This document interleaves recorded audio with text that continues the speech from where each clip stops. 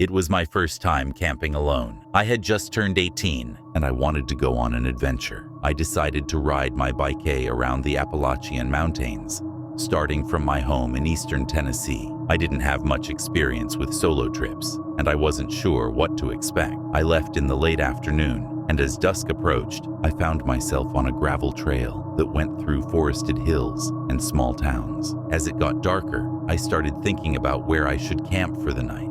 I didn't know where to go or what kind of spot would be good. I was only carrying basic supplies on my bike: a small tent, a tarp, a little food and water, and a flashlight. It wasn't much, but it was enough to keep me going between towns. I also had no way of keeping food cool, so I wasn't carrying anything that could spoil. Unlike some other bikers and backpackers I passed, who had huge loads of gear, I was traveling light. After a while, I noticed an area that seemed like it might work for camping. It was a grassy path that led into a clearing next to the bike trail. In the clearing, there were several old trailers parked. The trailers looked like they hadn't been moved in years, but the space between them was well maintained. I wasn't sure what to think, but I guessed the trailers were just being stored there. It seemed like a quiet place, so I decided to set up camp. I didn't bother with the tent because the weather was nice. I simply rolled out my sleeping bag and made a small fire to keep the bugs away. As the sun set, I ate a simple dinner and looked around the area.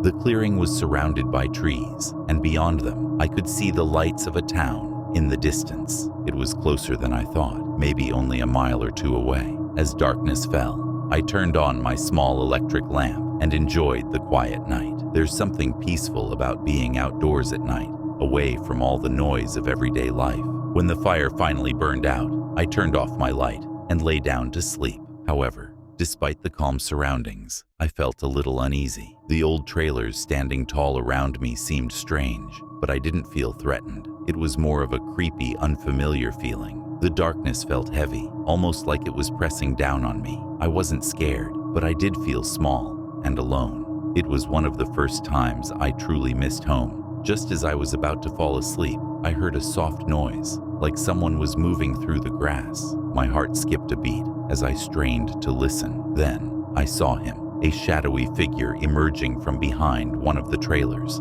about 35 feet away. He moved slowly, his footsteps barely making a sound, which made my pulse race even more. He stopped for a moment, standing completely still, as if he was listening or watching. I held my breath, praying he wouldn't notice me. After what felt like forever, he started fumbling with his pants. It took me a second to understand what he was doing, but the way he stood there, motionless, except for that, made my skin crawl. The whole thing felt strange and wrong, like he wasn't acting normally. He was just standing there in the dark, with no care in the world, like he had all the time.